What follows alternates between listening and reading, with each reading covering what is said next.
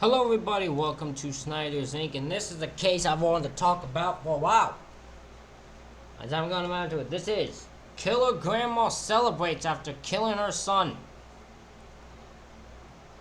This is one of the most weirdest yet also funniest reaction from a killer after realizing someone's dead I've ever experienced. I have so many mixed emotions when it comes to this.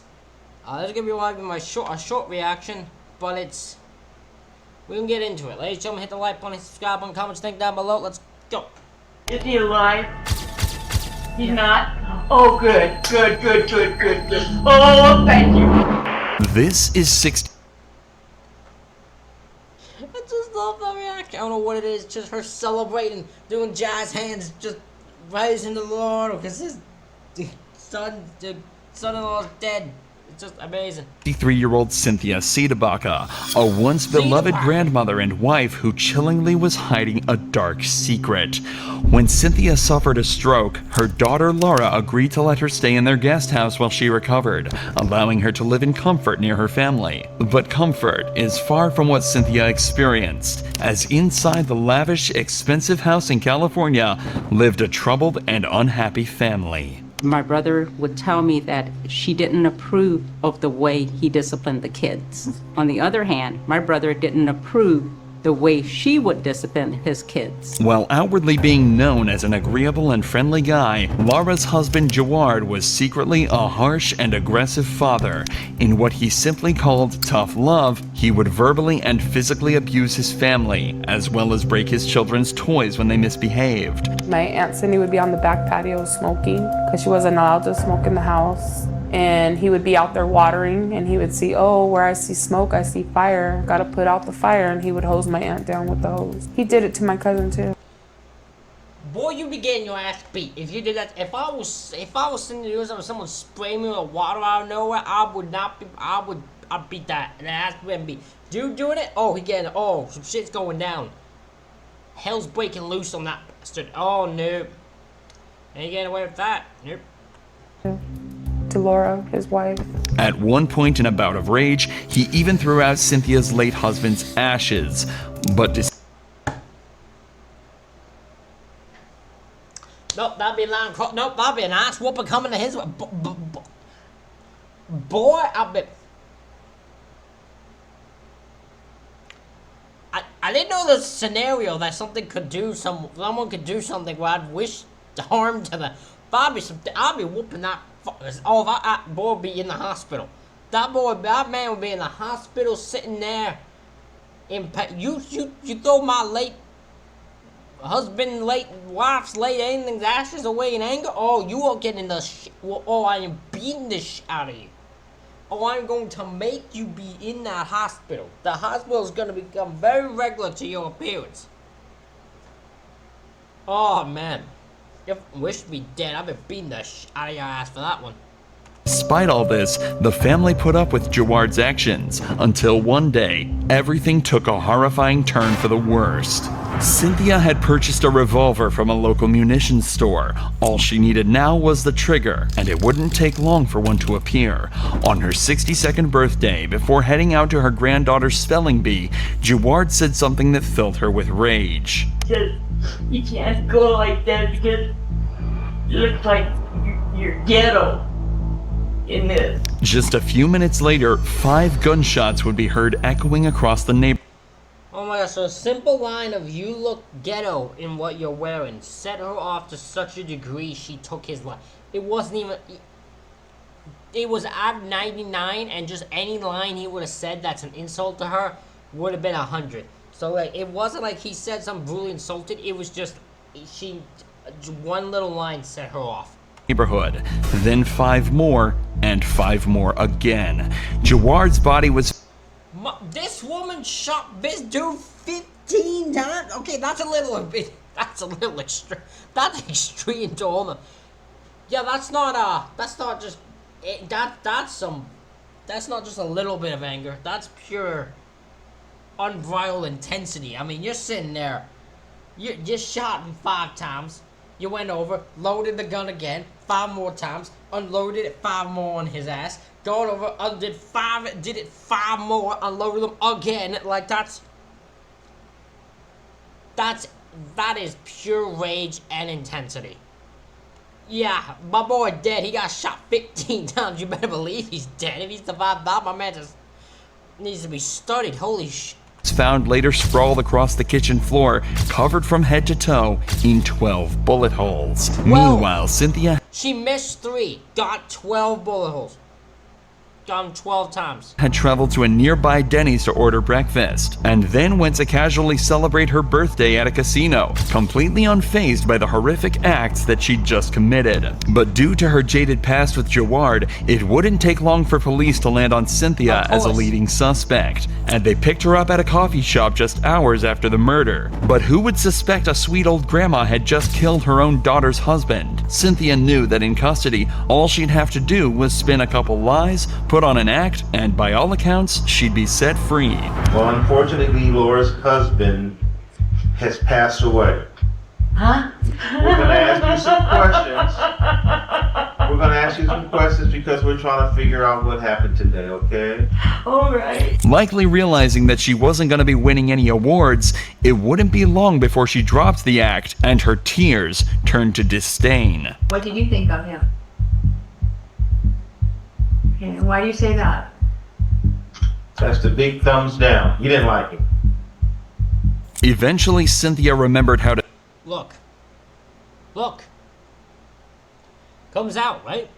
It just comes out. Some stuff has to be done.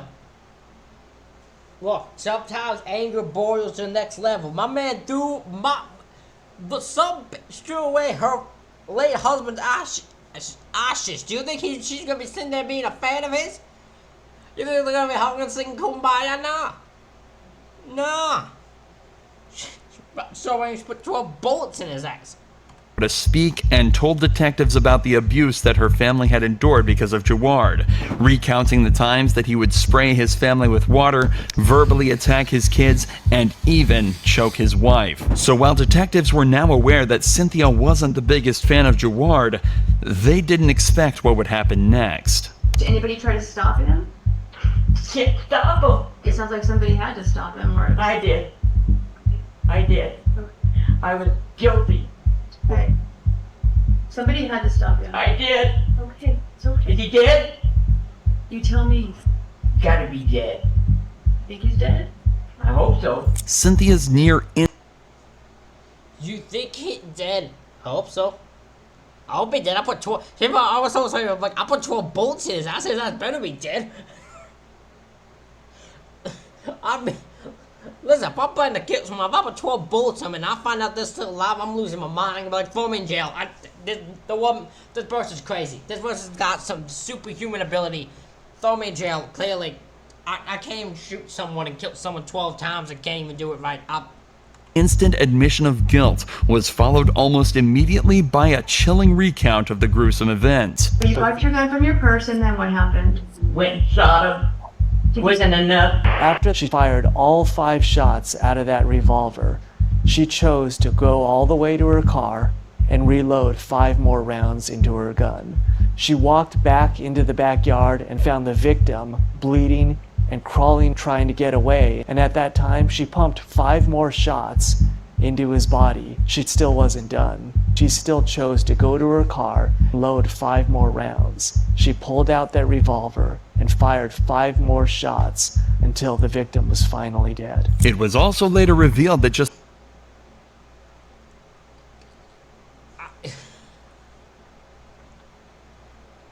This story's more insane than I thought it was.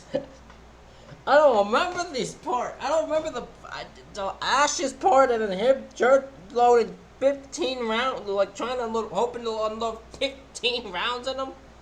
Just a few weeks before the event, Cynthia had traveled to a local gun range to take shooting lessons with the same gun she purchased to kill Jawad. Another obvious sign that the murder was planned and premeditated. But premeditated murders are usually done in a state of pure rage where the killer is adamant that their victim must be dead by the end. Very rarely are they done with this level of nonchalance. Did you check to see if he was dead? I I didn't care. And it seemed as though she truly didn't care, as of course, after the murder, she went out to enjoy her birthday with breakfast, gambling, and coffee. Cynthia also showed no remorse whatsoever when she asked if she even felt bad for what she did. You don't feel bad about it? No. Would you do it again? Yes. He did. He's dead, man. Oh, thank you, thank you, thank you, thank you, thank you. Oh boy, oh boy. After That is insane of a I wouldn't know how to look at this woman. Because I wouldn't know how to look at a woman who celebrates this excitedly, so happily, that she has killed her son-in-law. I wouldn't know how to think. I wouldn't know how to react. less than 10 minutes of interrogation from Cynthia's denial through to her complete admission and celebration of Jaward's murder, detectives decided it was time to conclude the investigation. Cynthia's family was let in to say their final goodbyes, and it was here that they truly realized they were living in a nightmare that nobody could ever hope to experience. I wanted to. Through Laura's shrill and uncontrollable agony, Cynthia sits there, nothing but pleased with what she's done. A cold-blooded, unremorseful killer granny. And while her in her mind, she did what was right. That's the thing, because she said, why would you do this? I wanted to. In her mind, she's fine. That's what's in her mind. She's innocent. She did what she had to do. She felt she had to do that. There's no remorse, no second thought. There was nothing. She had to do it, and in her mind, she did it. In her mind, she did a family a favor and everything. Granddaughter was asked to come say goodbye for the final time. Cynthia was shown the true scale of the havoc she'd wreaked on this family, as she refused to even enter the room. Oh, honey. Oh. Don't kiss me. No, you killed my dad. This notion of Cynthia being this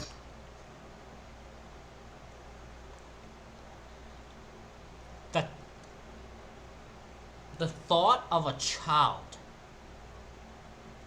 knowing that's what happened and hating her grandma, not even being able to go near her, knowing what this woman did, while completely understandable, to this woman that must be heartbreaking, because in her mind she was protecting her family. I 100% believe this woman feels she was protecting her family by getting rid of this guy. Unfortunately, it cost her family. cold-blooded killer granny was enforced further by the reply she gave when the detective advised her to pray to a higher power that she would be treated well through the justice system. Whoever you pray to, you make sure that I don't pray to anybody. Call it a higher power. I prayed today. Okay. First time I ever prayed. What'd you pray for? Hope he died. Oh boy. 3 years after the shooting of Jaward Eustaquio, the trial of Cynthia Sitabaca began. While it was admittedly obvious that Cynthia had indeed killed Jaward, the main questions the trial aimed to explore were, was the murder premeditated, and was it justifiable? The case against No, it was not justifiable. Justifiable to me is when, like, if she had gone an abusive situation, like I'm talking like an abusive wife or abused child, was taking the life of the person abusing them. That's justifiable to me, because you can understand the mindset. The one girl who got released, apparently, gonna get released early, who killed like her mother, who like made her believe she was sick and did all that. That's a justifiable one to me. I understand that child. I understand why she did what she did. If I can understand it, to me it's justifiable. Not in this case, because all this guy was verbally abusive. Guy was a complete asshole, right? I mean, the story was the guy's a complete another asshole. But not justifiably enough to die. He didn't deserve to die. Just need to get family need to get away from him. Clearly, he's not a good husband, not a good dad. Premeditation was fairly easy to debunk. Remember, Cynthia had bought the gun used in the murder just a few weeks before, and she'd even visited a shooting range to hone her skills to make sure the kill was carried out swiftly. Fair. It also didn't help that in this interrogation, Cynthia had said this. 13 years I wanted to go get him. I'm devastated. But the idea of the homicide being justifiable was slightly harder to argue with. Cynthia had claims that Jawad was an abuser, both verbally and physically. In fact, the defense even had Jawad's wife Laura on their side. She attempted to argue that he indeed was abusive, and that it could be excused that in an act of passion or rage, Cynthia had discharged the weapon to protect her family from this man that was supposedly destroying it from the inside out. But of course, the extraordinary interrogation tape was once again cited to dismantle the case. And a few weeks later, a decision was made. And fix the degree thereof as murder in the first degree. This is a tragedy. I love my mom. I love Jawad. There's no win here. Not for anyone. It's just complete sadness. Cynthia Sidabaka was sentenced to 50 years in prison. At 65 years old, that meant she'd be living the rest of her life behind bars and forced to live with the weight of her actions resting on her shoulders until the day she dies. Ladies and gentlemen, that is it for this reaction video. Let me know what you think in the comments. Hit the like button, hit the subscribe button. Thank y'all for watching. I'll see y'all for the next one.